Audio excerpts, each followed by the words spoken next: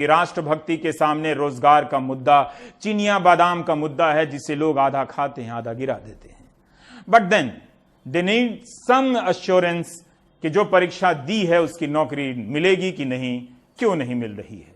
अभी आपने देखा कि लाखों की संख्या में मां भारती की संतानें ट्विटर पर ट्वीट करती रही कि रेलवे की जो परीक्षा हो चुकी है, रिजल्ट आ गए हैं, सहायक लोको पायलट की, उसकी ज्वाइनिंग का संकल्प हो जाए। The revolution was tweeted.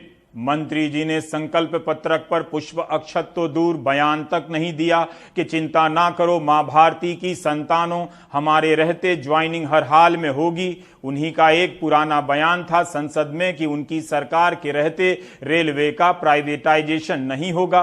Railway की एनटीपीसी की परीक्षा के फॉर्म भरकर अपनी बेरोजगारी का हरण करने का प्रण लिए बैठे नौजवान मंत्री जी से परीक्षा की एक तारीख की घोषणा ना प्राप्त कर सके।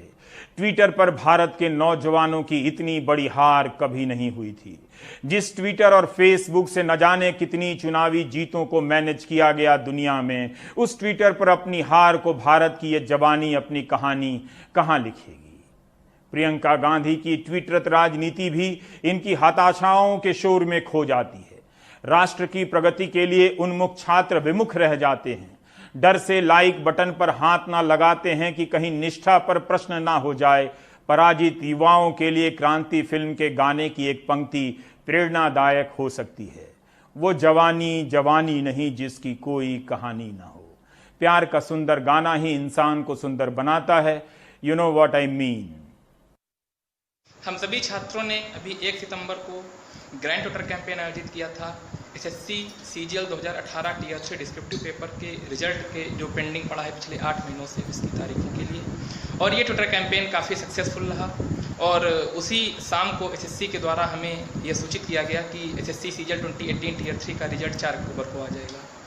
परंतु हालांकि वह ट्विटर कैंपेन जो उसका उद्देश्य था उसकी पूर्ति करने में वह सफल रहा, परंतु इसके अतिरिक्त छात्रों की एसएससी से कई सारी मांगे अभी भी शेष हैं, जैसे रैंक लिस्ट का मुद्दा, जैसे वेटिंग लिस्ट का मुद्दा, तथा एसएससी में एक ऐसी अथॉरिटी हो जिसके द्वारा छात्र अपनी समस्याएं, अपनी ग्रीवेंसेस डायरेक्टली उस अथॉरिटी तक रख पाएँ और एसएससी उनको टाइम बाउंड मैनर में सॉल्व कर सके। बच्चा एग्ज़ाम का फॉर्म भरने के बाद इंतज़ार करता रहता है कि कब मेरी एग्ज़ाम होगा, एग्ज़ाम हो जाता है तो रिजल्ट नहीं आता, रिजल्ट आता है तो ज्वाइनिंग नहीं होती है। तो पूरा फ्रॉम स्टार्ट टू एंड जो इसको सॉल्व करने का एक प्रयास है वो है आपका स्पीकअप कैंपेन। और इसके थ्रू ये मांग की जा रही है कि परीक्षा व्यवस्था में इस तरह का सुधार किया जाए कि समयबद्ध तरीके से परीक्षा हो, और अगर समयबद्ध तरीके से परीक्षा नहीं हो रही है तो जो भी इसके लिए रेस्पॉन्सिबल हैं उनके ऊपर जुर्माना भी लगाया जाए, ताकि एक इंटेंट दिखे सरकार का कि बच्चों को वाकई में सरकारी नौकरियां देनी है और वो इस एग्जाम्स की मन से तैयारी करें, ना कि इस पे चिंतित रहें कि हमारा कितने साल बाद ज्वाइनिंग होगा। अतः ट्विटर पर युवाओं का ट्रेंड आंदोलन फेल ही कहा जा सकता है। ट्विटर पर जन कल्याण हेतु सर्वसुलभ मंत्री जी ने बयान नहीं दिया। छात्र आ से आश्वासन ना पाकर ह से हताश हुए होंगे। सहायक लोको पायलट की भर्ती का विज्ञापन वर्ष 2018 में निकला था, आज तक भर्ती पूरी नहीं हुई, ज्वाइनिंग नहीं हुई। अप्रैल 2019 में नॉन टेक्निकल पॉपुलर कैटेगरी का फॉर्म भरकर छात्र बैठे हैं, तब से कुछ तो कहना चाहिए मंत्री जी को, है कि नहीं। अब आपको फिर से फ्लैशबैक में ले चलता हूं, जिसे हिंदी में पूर्व दीप्ति कहते हैं। वंस अपॉन ए टाइम साल 2017 का था, महीना अक्टूबर का। मंत्री जी ने कहा था कि रेलवे के इकोसिस्टम में 10 लाख नौकरियां बन जाएंगी, उस दिशा में काम कर रहे हैं। 10 लाख, इधर 1 लाख की भर्ती का पता नहीं। बयान में स्पष्ट रूप से कहा था कि रेलवे में भले सीधे तौर पर ना मिले इतनी नौकरियां, लेकिन रेलवे के इकोसिस्टम में 10 लाख लोगों को नौकरियां मिल सकती हैं। रेलवे में होने वाली सीधी भर्ती का तो हिसाब दे ही सकते थे मंत्री जो थे। विदित है कि अगले 1 साल के लिए रेलवे ने नई भर्तियों पर रोक लगा दी है।